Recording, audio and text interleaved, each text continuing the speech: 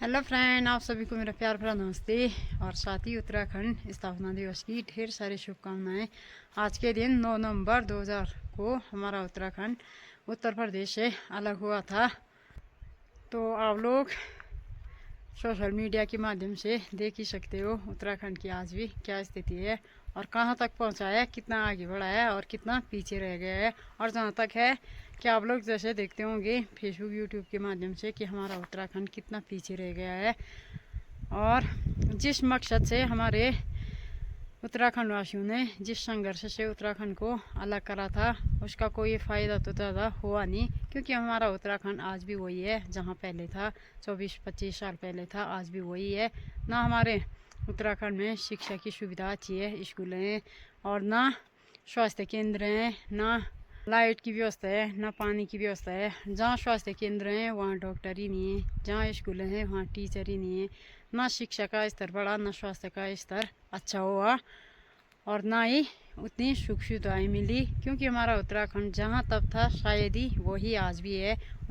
जिन खेतों में काम करके, जिन पहाड़ों में रह के, जिन जड़ी बूटी खा के, जिन पहाड़ी फल फ्रूट खा के हमारे पूर्वजों ने, हमारे बाप दादाओं ने हमें पढ़ाया लिखाया और इस मुकाम तक पहुंचाया कि हम आज कुछ कर सकें, तो उसका कोई फ़ायदा नहीं हुआ। क्योंकि लोग उत्तराखंड वासी जो डॉक्टर बन रहा है वो शहरों में ही जा रहा है, जो टीचर बन रहे हैं वो शहरों में ही जा रहे हैं। कोई छोटी पोस्ट वाला हो या बड़ी पोस्ट वाला हो तो उनकी नज़र गांव में नहीं रहती है, सीधे ज़िले में ब्लॉक में ही सोचते हैं। गांव में कोई आना नहीं चाहता है। पता नहीं हमारी मानसिकता कहाँ चली गई है, जो कि हम गांव को पसंद नहीं करते हैं, सीधा ब्लॉक स्तर में, जिला स्तर में। और सारे उत्तराखंड वासी ना ज़्यादा से ज़्यादा देहरादून ही बस गए हैं। उत्तराखंड के पहाड़ों में पलायन इतना हो चुका है कि गांव के गांव खाली हो चुके हैं, खेत बंजर पड़ गए हैं। और जो हमारे बाप दादाओं ने जो घर बनाए थे उनमें घास उग चुकी है। तो गांव में सुअरों की जनसंख्या बढ़ गई है, लंगूर आने लगे हैं, बंदर आने लगे हैं। तो पता नहीं हमारी मानसिकता कहाँ जा रही है और कहाँ हम भागना चाहते हैं, ये हमें तो पता नहीं चल रहा है। और जो हम उत्तराखंड की शान है, हमारे जल जमीन, हमारी खेती बाड़ी, वही हमारा आज नहीं रह गया है। भारी लोगों का कब्जा होने लगे है, भारी लोग बसने लगे हैं।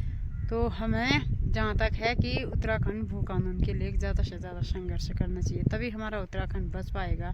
हमारे उत्तराखंड के रीति रिवाज, खान पान, बोली भाषा, सारी चीज़ें बच पाएंगी। वरना बाहरी लोगों के हाथों ऐसी हम लोग भी बिक जाएंगे, जिस तरह हमारे जल जमीन सारी चीज़ें बिक रहे हैं। एक दिन हम बाहरी लोगों के गुलाम बन जाएंगे। तो कहने का तो हमारा उत्तराखंड स्वर्ग के समान है, पर इस स्वर्ग में भी अब ऐसी ना यहाँ महिलाएं सुरक्षित हैं, ना हमारे जल ज़मीन सुरक्षित है, ना हमारा जीवन सुरक्षित है, ना हमें अच्छी सुविधा है, ना लाइट की व्यवस्था है, ना पानी की व्यवस्था है और ना ही शिक्षा का स्तर अच्छा है, ना ही स्वास्थ्य केंद्र अच्छे हैं।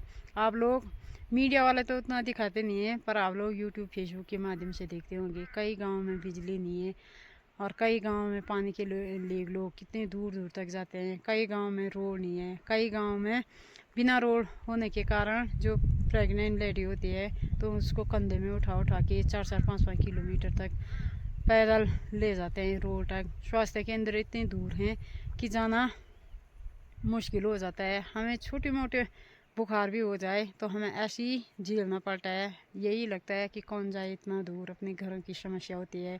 और शिक्षा का स्तर इतना गिर गया है कि हमारे बच्चे यहाँ सरकारी स्कूलों में पढ़ रहे हैं, खाली दाल भात के भरोसे ही रह गए हैं। बस दाल भात खाओ, घर में जाओ। जहाँ शिक्षा केंद्र तो हैं, स्कूलें तो हैं, पर उनमें टीचर ही नहीं है। गांव में हॉस्पिटल तो हैं तो डॉक्टर ही नहीं है। तो हमारा उत्तराखंड जहाँ तब था वही अब भी है। लोगों को कोशिश करनी चाहिए कि हमें अपना उत्तराखंड बचाना चाहिए, अपने रीति रिवाज पे ध्यान देना चाहिए, अपना पहाड़ी कल्चर अपनाना चाहिए, अपना पहाड़ी खान पान अपनाना चाहिए। क्योंकि हम अपने रीति रिवाज, अपना खान पान, रहन सहन तो हम भूलते जा रहे हैं। जो भारी रीति रिवाज हैं, रहन सहन है, भारी खान पान है, उसके पीछे भागे जा रहे हैं, उसको अपना रहे हैं और अपना रीति रिवाज, अपना खान पान सारा छोड़ते जा रहे हैं। और हमें सभी उत्तराखंड वासियों को अपना उत्तराखंड को आगे बढ़ाना चाहिए। हर गांव वासियों को, हर उत्तराखंड वासियों को, एक सरकार को ही नहीं, हम सभी उत्तराखंड वासियों को, आम नागरिक को, सभी को इस बात पे अमल करना चाहिए, सोच विचार करना चाहिए और अपना उत्तराखंड को आगे बढ़ाना चाहिए। ये एक सरकार, जितनी जिम्मेदारी सरकार की है उतनी आम नागरिक की भी है कि हम इस बात का सहयोग करें और इन चीज़ों में आगे बढ़ें।